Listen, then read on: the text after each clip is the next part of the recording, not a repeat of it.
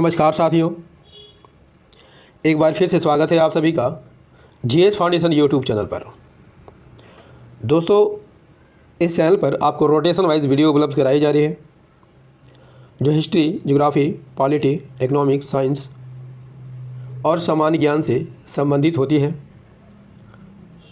तो दोस्तों, इसी क्रम में आज का हमारा सेशन रहेगा इकोनॉमिक्स का, और इकोनॉमिक्स के अति महत्वपूर्ण 25 प्रश्नों को यहाँ डिस्कस करेंगे। इसके साथ आपको मिलेगा फुल एक्सप्लेनेशन, और एक्सप्लेनेशन भी आपकी परीक्षा की दृष्टि से काफ़ी महत्वपूर्ण रहेगा दोस्तों। तो एक कलम कॉपी लीजिएगा और सारे फैक्ट जो मैं दूंगा उसे आप नोट करते जाइएगा, ठीक है। तो दोस्तों, यदि आप SSC, railway, state PSC, CDS, NDA, UPSC, SI, PGT या फिर किसी भी कॉम्पिटिटिव एग्ज़ाम की तैयारी कर रहे हैं तो ये वीडियो आपके लिए काफ़ी खास होने वाला है। क्यों खास होने वाला है? क्योंकि मैंने इस वीडियो में उन्हीं प्रश्नों को लिया है दोस्तों जो परीक्षा में बार बार रिपीट किए जाते हैं, ठीक है। तो चलिए शुरुआत कर लेते हैं सेशन की। लेकिन सेशन में जाने से पहले एक बार फिर से रिक्वेस्ट है कि लिंक को कॉपी कर लीजिए और दोस्तों के साथ शेयर कर दीजिए, है ना। तो चलिए शुरुआत करते हैं सेशन की, और सेशन की शुरुआत हम लोग काफ़ी रोचक अंदाज में करेंगे और थोड़ा सा फास्ट तरीके से करेंगे, ठीक है। तो सेशन में बने रहेगा शुरू से अंत तक। चलिए शुरुआत करते हैं यहाँ पर सेशन की। सेशन का पहला सवाल है, भारत से निम्नलिखित में से कौन अंतर्राष्ट्रीय मुद्रा कोष के गवर्नर्स बोर्ड में पदेन गवर्नर के रूप में कार्य करता है? अति महत्वपूर्ण सवाल है दोस्तों कि भारत से निम्नलिखित में से कौन अंतर्राष्ट्रीय मुद्रा कोष के गवर्नर्स बोर्ड में पदेन गवर्नर के रूप में कार्य करता है। अति महत्वपूर्ण प्रश्न है दोस्तों। सही आंसर क्या हो जाएगा? सही आंसर हो जाएगा ऑप्शन सी, वित्त मंत्री। भारत की बात कर लेते हैं तो यह अंतर्राष्ट्रीय मुद्रा कोष का संस्थापक सदस्य है। अंतर्राष्ट्रीय मुद्रा कोष की स्थापना कब होती है? 27 दिसंबर 1945 को इसकी स्थापना होती है। और भारत की तरफ से भारत का वित्त मंत्री कौन? भारत का वित्त मंत्री अंतर्राष्ट्रीय मुद्रा कोष के गवर्नर बोर्ड में पदेन गवर्नर के रूप में कार्य करता है। अंतर्राष्ट्रीय मुद्रा कोष में भारत का प्रतिनिधित्व कार्यकारी निदेशक करता है। जो अन्य 3 देशों कौन कौन? भारत, श्रीलंका और भूटान का प्रतिनिधित्व करता है, ठीक है। नेक्स्ट सवाल कर लेते हैं। नेक्स्ट सवाल है, निम्नलिखित दरों में कौन सी दर पर भारतीय रिजर्व बैंक अनुसूचित वाणिज्यिक बैंकों को ऋण प्रदान करता है? निम्नलिखित दरों में से कौन सी दर पर भारतीय रिजर्व बैंक अनुसूचित वाणिज्यिक बैंकों को ऋण प्रदान करता है? सही आंसर हो जाएगा बैंक दर पर ऋण प्रदान करता है। अब हम बारी बारी से देखेंगे बैंक दर, रेपो दर, रिवर्स रेपो दर क्या क्या होता है, CRR क्या होता है, ठीक है। इन सभी को हम बारी बारी से देखते हैं। तो सबसे पहले हम देखेंगे बैंक दर, ठीक है। बैंक दर क्या होती है? बैंक दर एक ब्याज दर होती है जिस पर देश का केंद्रीय बैंक यानी RBI, हमारे देश का केंद्रीय बैंक आप सभी जानते होंगे RBI है, वाणिज्यिक बैंकों को लंबी अवधि के लिए, लेकिन लंबी अवधि कितना दिन? 28 दिन, बिना कोई गवर्नमेंट सिक्योरिटी लिए ऋण के रूप में पैसे उधार देता है। उसे क्या कहा जाता है? बैंक दर कहा जाता है। दोस्तों, यहाँ पे एक शब्द आ रहा है गवर्नमेंट सिक्योरिटी। तो दोस्तों, गवर्नमेंट सिक्योरिटी के बारे में आपको अधिक जानना है तो एक वीडियो है अंकित अवस्थी सर की, उसका मैं लिंक डिस्क्रिप्शन में दे दूंगा, आप वहां जाकर देख सकते हैं। काफ़ी रोचक अंदाज में उन्होंने गवर्नमेंट सिक्योरिटी को समझाया है, तो आप वहां जाकर ये वीडियो देख सकते हैं, ठीक है। अब चलते हैं रेपो दर पर कि रेपो दर क्या होता है। तो रेपो दर बैंक दर की तरह ही है दोस्तों, लेकिन इसमें अवधि का अंतर होता है, ठीक है। तो रेपो दर क्या है?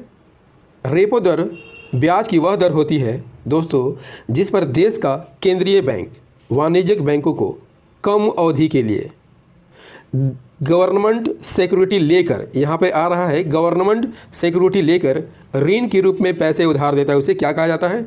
रेपो दर कहा जाता है। रिवर्स रेपो दर क्या होता है? रेपो दर का जस्ट उल्टा होता है।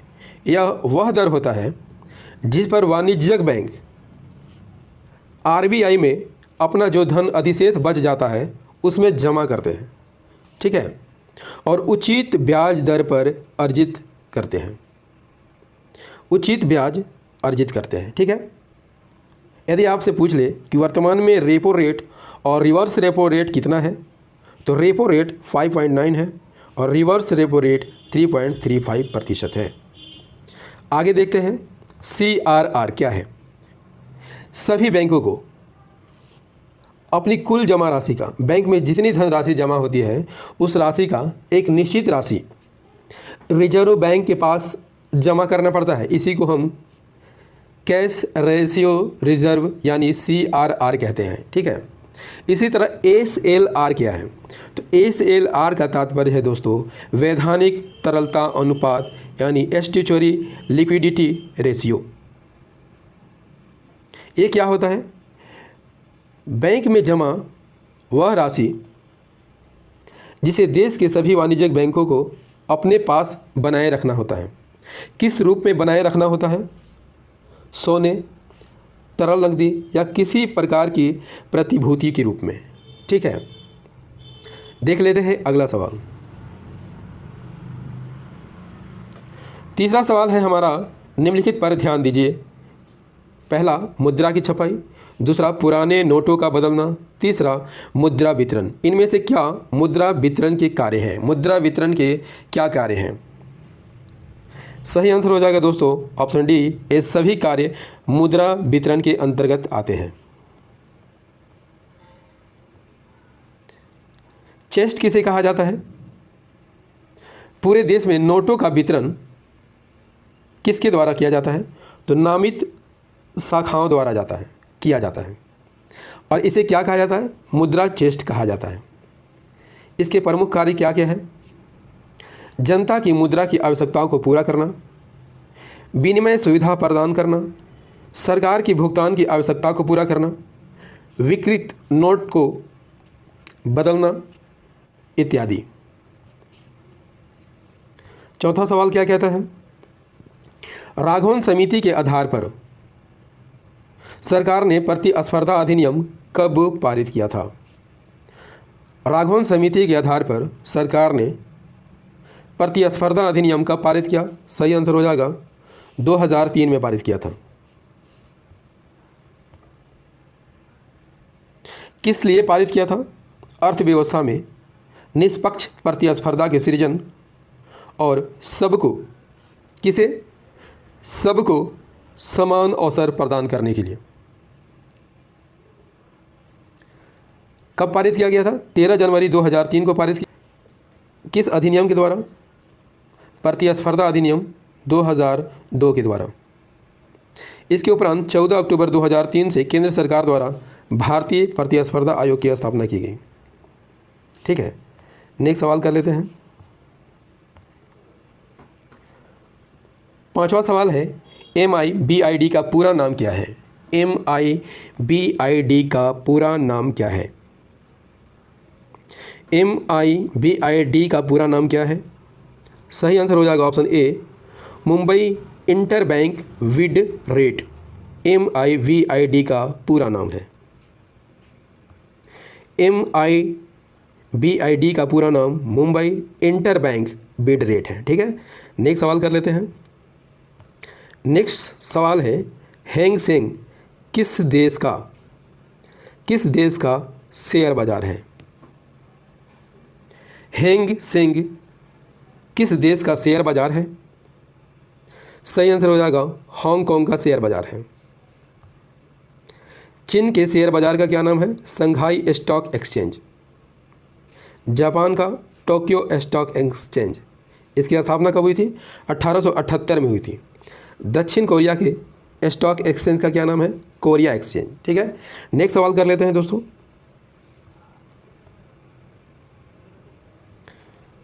भारत में शून्य आधारित बजट कब शुरू हुआ था?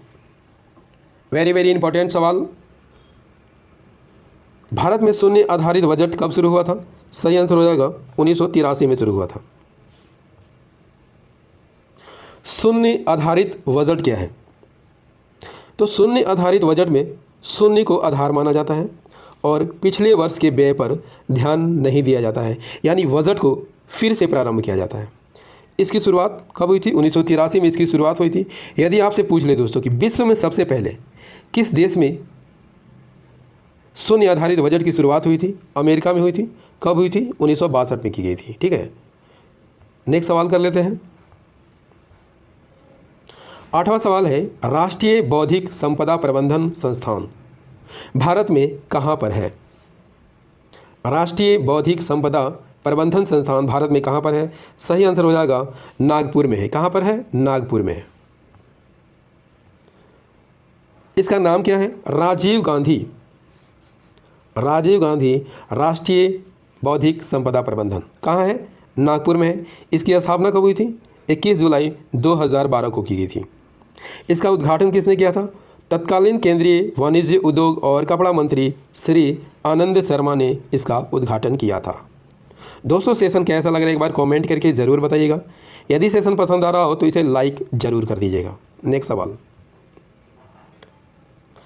9वां सवाल है, खराब इकाइयों की पुनर्स्थापना के लिए निम्नलिखित में से क्या शुरू किया गया था? खराब इकाइयों की पुनर्स्थापना के लिए निम्नलिखित में से क्या शुरू किया गया था? सही आंसर हो जाएगा ऑप्शन बी, भारतीय औद्योगिक पुनर्निर्माण बैंक को शुरू किया गया था। भारतीय औद्योगिक पुनर्निर्माण कॉरपोरेशन की स्थापना कब हुई थी? 1971 में हुई थी। 84 IRBI एक्ट 1984 के तहत 1985 में भारतीय औद्योगिक पुनर्निर्माण कॉरपोरेशन के नाम से इसकी पुनर्स्थापना की गई। ठीक है, नेक्स्ट सवाल कर लेते हैं। मापदंडों के अनुसार घरेलू एयरलाइन को अंतर्राष्ट्रीय संचालन के लिए कितने साल घरेलू परिचालन पूर्ण करने की आवश्यकता है? मापदंडों के अनुसार घरेलू एयरलाइंस को अंतर्राष्ट्रीय संचालन के लिए कितने साल घरेलू परिचालन पूर्ण करने की आवश्यकता है? सही आंसर हो जाएगा 5 साल। अंतर्राष्ट्रीय स्तर पर परिचालन के लिए घरेलू एयरलाइन को कम से कम 5 वर्ष घरेलू उड़ान का अभ्यास होना चाहिए। ठीक है, नेक्स्ट सवाल, 11वां सवाल है, निम्नलिखित में से कौन सा निकाय भारतीय लघु उद्योग विकास बैंक में सबसे बड़ा शेयर धारक है? वेरी वेरी इंपॉर्टेंट सवाल है दोस्तों आपकी परीक्षा की दृष्टि से। ये सवाल जो है परीक्षा में बार बार रिपीट किया जाता है। ठीक है, निम्नलिखित में से कौन सा निकाय भारतीय लघु उद्योग विकास बैंक में सबसे बड़ा शेयर धारक है? सही आंसर हो जाएगा IDBI। IDBI भारत सरकार के अधिकार क्षेत्र में आने वाली एक बैंक है। इसकी स्थापना कब हुई थी? 1964 में हुई थी। कैसे हुई थी? संसद में कानून बना करके इसकी स्थापना की गई थी। नेक्स्ट सवाल,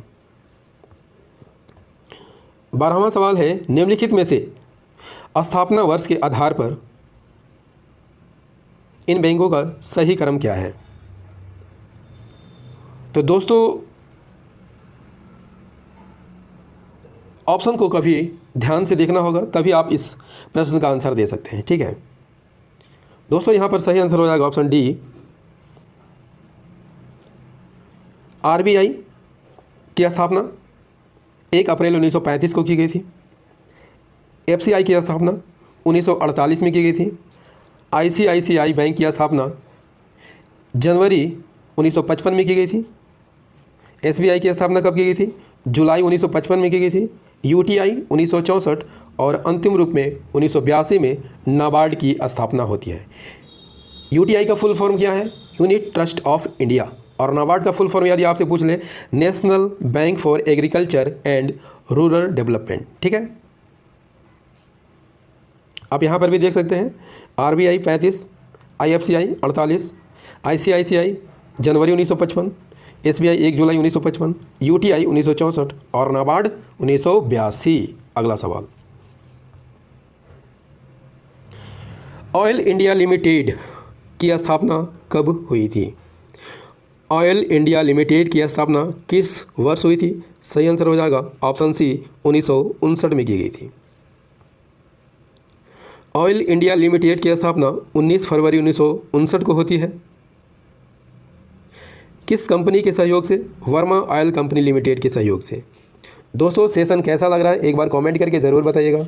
यदि सेशन पसंद आ रहा हो तो इसे लाइक ज़रूर कर दीजिएगा, और यदि आप भी इस चैनल पर नए हैं चैनल को सब्सक्राइब कर लीजिएगा, बेल आइकन को प्रेस ज़रूर कर लीजिएगा, तभी मेरी आने वाली हर वीडियो का नोटिफिकेशन आपको सही समय पर मिल सकेगा। ठीक है, 14वां सवाल क्या कहता है? 14वां सवाल हमारा कहता है कि केंद्रीय आर्थिक खुफिया ब्यूरो की स्थापना कब हुई थी? केंद्रीय आर्थिक खुफिया ब्यूरो की स्थापना कब हुई थी? सही आंसर हो जाएगा 1985 में हुई थी। कब हुई थी? 1985 में हुई थी। सेंट्रल इकोनॉमिक इंटेलिजेंस ब्यूरो एक भारतीय खुफिया एजेंसी है। इसका क्या काम है? सूचना एकत्रित करने और आर्थिक अपराधों और युद्ध के लिए आर्थिक और वित्तीय क्षेत्रों की निगरानी करना इसका मुख्य काम है। ठीक है, नेक्स्ट सवाल कर लेते हैं। 15वां सवाल है, मानव महिला समाख्या योजना की विषय वस्तु क्या है? महिला समाख्या योजना की विषय वस्तु क्या है? सही आंसर हो जाएगा ऑप्शन डी, महिलाओं की शिक्षा और सशक्तिकरण। महिला समाख्या योजना की शुरुआत कब हुई थी? 1989 में हुई थी। किस लिए हुई थी? महिलाओं के विकास के लिए हुई थी, और इस योजना की विषय वस्तु है महिलाओं की शिक्षा और सशक्तिकरण। नेक्स्ट सवाल कर लेते हैं। भारत के समुद्री उत्पादों के लिए भारत का सबसे बड़ा बाजार कौन है? भारत के समुद्री उत्पादों के लिए भारत का सबसे बड़ा बाजार कौन है? दोस्तों यहाँ पर सही आंसर हो जाएगा यूरोपीय यूनियन है। कौन है? यूरोपीय यूनियन। भारत के समुद्री उत्पादों के लिए भारत का सबसे बड़ा बाजार यूरोपियन यूनियन है। नेक्स्ट सवाल कर लेते हैं।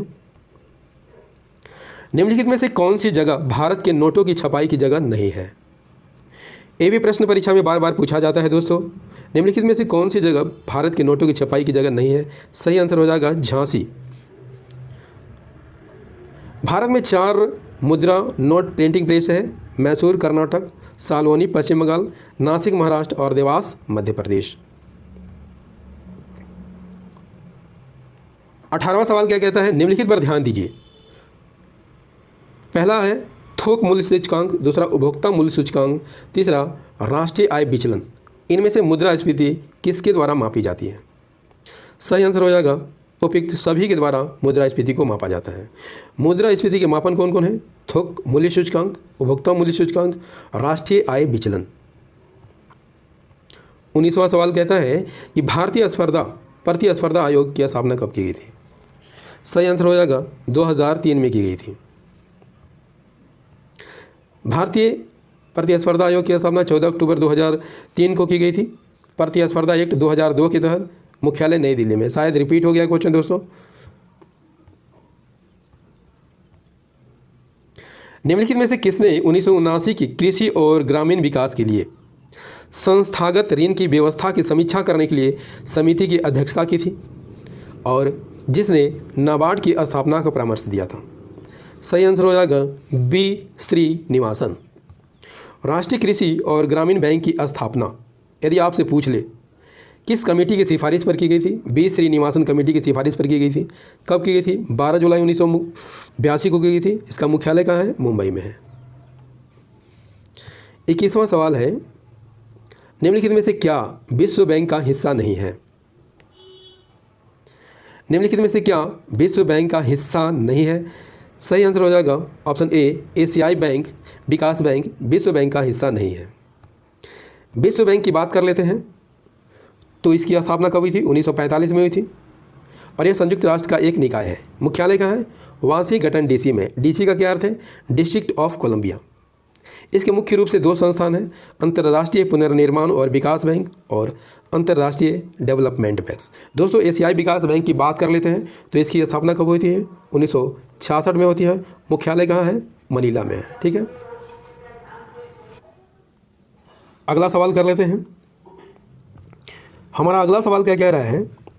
अगला सवाल है डोलेक्स सूचक किस वित्तीय बाजार से संबंधित है? सही आंसर हो जाएगा मुंबई स्टॉक एक्सचेंज से संबंधित है। मुंबई स्टॉक एक्सचेंज की बात कर लेते हैं तो यह भारत और एशिया का सबसे पुराना स्टॉक एक्सचेंज है। इसकी स्थापना कब हुई थी? 1875 में हुई थी।